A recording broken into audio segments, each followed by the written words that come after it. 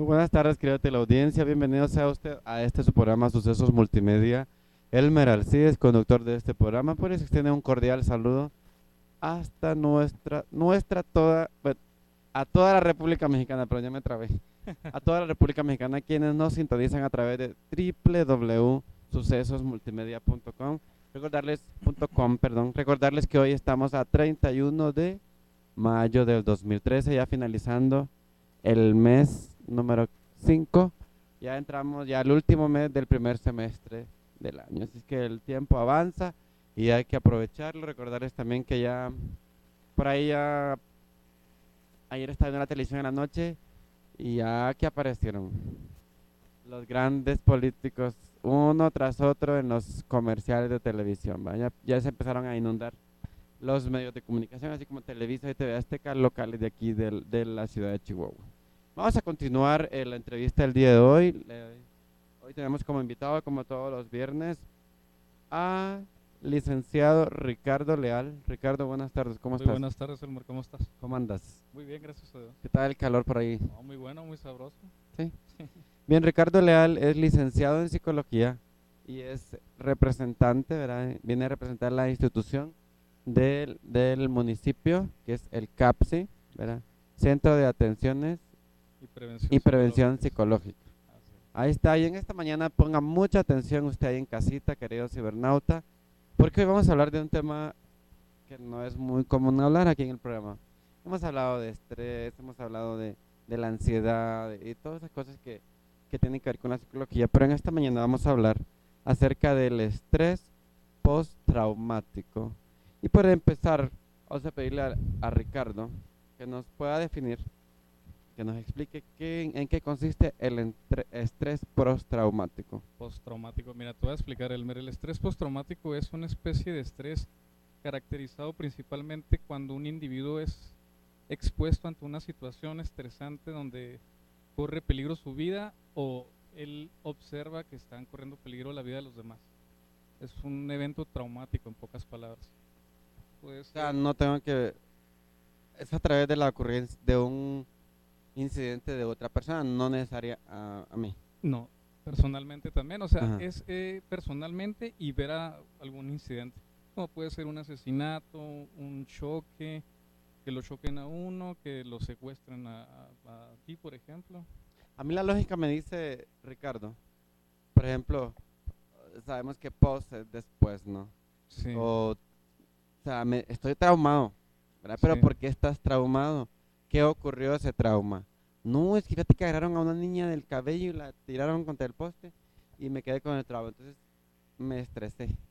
O sea, he ahí el detalle de estrés postraumático. así es. Ustedes como psicólogos ahí en el CAPSI, ¿cómo tienen este tipo de eventualidades, este tipo de pacientes que tienen este tipo de estrés?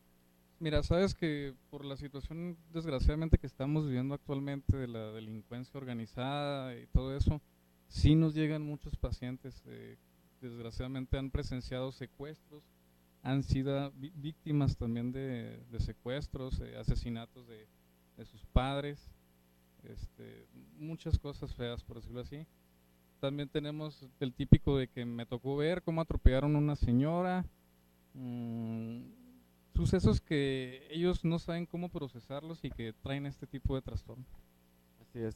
Ricardo, ¿cuál es la diferencia entre el típico estrés a un estrés postraumático? Mira, lo que pasa en sí, el estrés postraumático, dentro de lo que es el DSM-4, que es la Biblia de los psicólogos, por decirlo así, para considerarlo como estrés postraumático, tiene que cumplir ciertos criterios, un tiempo determinado, por decirlo así.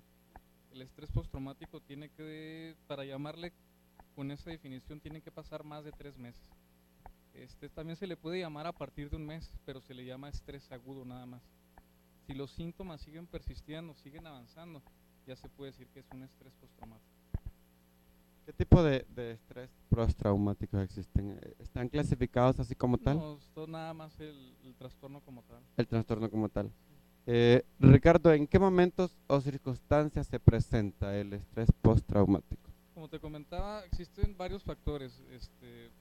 Podemos hablar factores ambientales, por ejemplo, catástrofes ambientales como por ejemplo un terremoto, un maremoto, los tsunamis, por ejemplo, los que han sido víctimas, huracanes, por ejemplo también está lo que viene parte del hombre, hecho por el parte del hombre, que son asesinatos, que es terrorismo, que es secuestros, todo ese tipo de situaciones.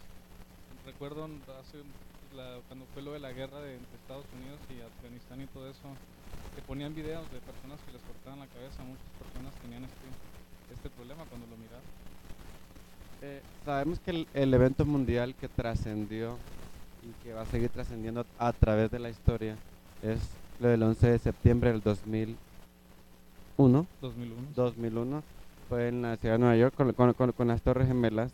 Algunos sobrevivientes hasta el día de hoy no superan ese trauma, ¿no? Sí, desgraciadamente a lo mejor nunca se han acercado a pedir ayuda, simplemente no les han brindado la ayuda necesaria psicológica o psiquiátrica, porque sí, me imagino que fue un evento bastante traumático para él.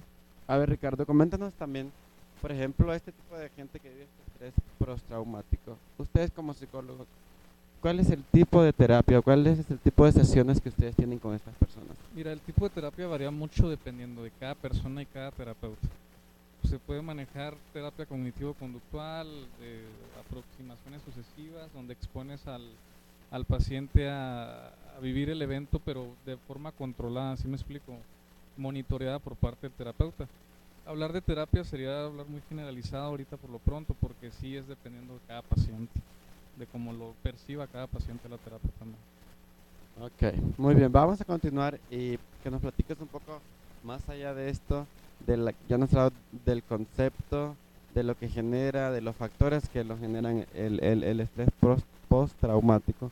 Ahora platícanos un poco de los síntomas. ¿Cuáles son los síntomas que se presentan en un paciente que tiene este tipo de trastorno? Mira, uno de los principales síntomas del estrés postraumático se le llama flashback.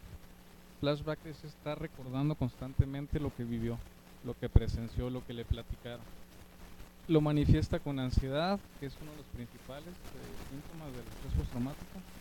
Se puede presentar insomnio, ataques de pánico que van acompañados con taquicardia, sudoración,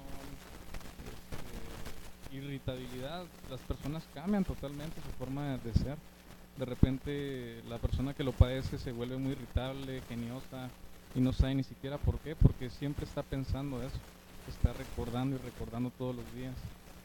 Se empieza a alejar de la sociedad, pérdida de apetito, bajan de peso, que pueden ser síntomas parecidos a una depresión, más sin embargo no es una depresión. Muy bien, cuando tú nos acabas de mencionar esto, yo estaba recordando algunas amigas o amigos que han padecido algún tipo de estrés, no necesariamente postraumático, pero ¿por qué los psicólogos? Es una pregunta un poco fuerte. No es cierto, no es fuerte, pero sí es una pregunta que yo tengo una duda.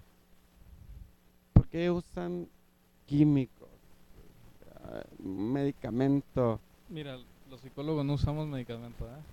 Sí, pero a veces recomiendan Rivotril o recomiendan algo para que la gente se relaje más. Éticamente el psicólogo no tiene la facultad, sí la tiene a la mejor, pero no tiene el derecho de dar un medicamento.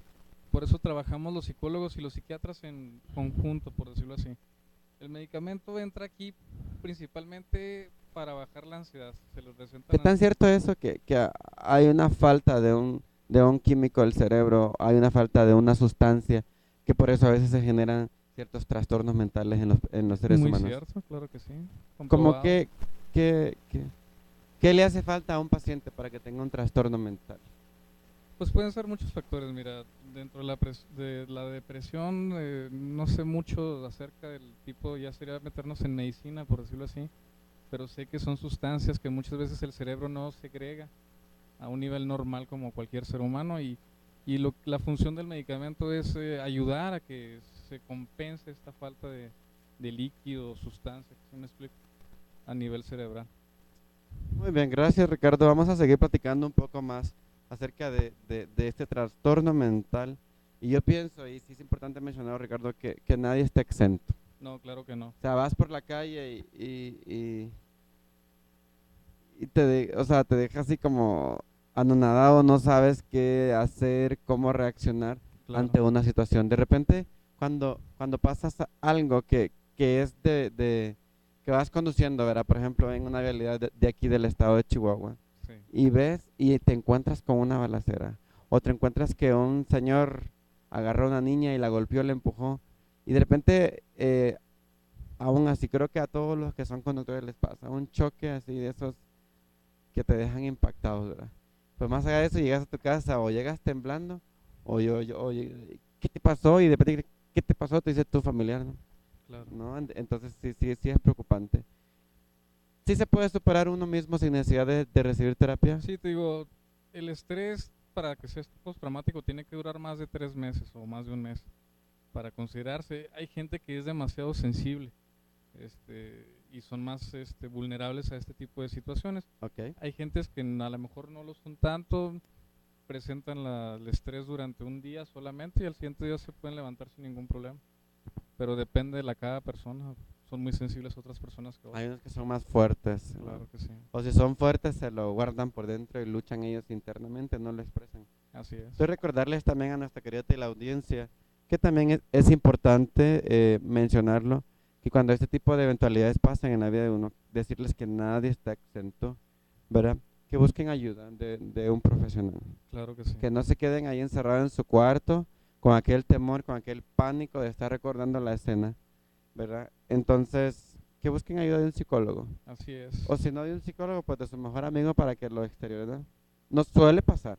A veces nuestro mejor amigo no es psicólogo, obviamente, Claro. pero a veces solo el hecho de expresarlo te ayuda a liberar eso que te anda atormentando. ¿Estás de acuerdo con esto? Claro que sí.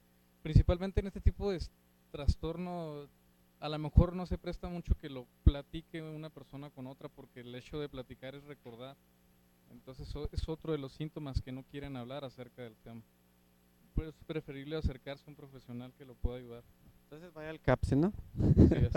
Así. Vamos a seguir platicando con Ricardo Leal del CAPSI, un psicólogo especializado ahí que trabaja prestando servicio a este tipo de pacientes en los diferentes síntomas o diferentes trastornos que existen a nivel psicológico.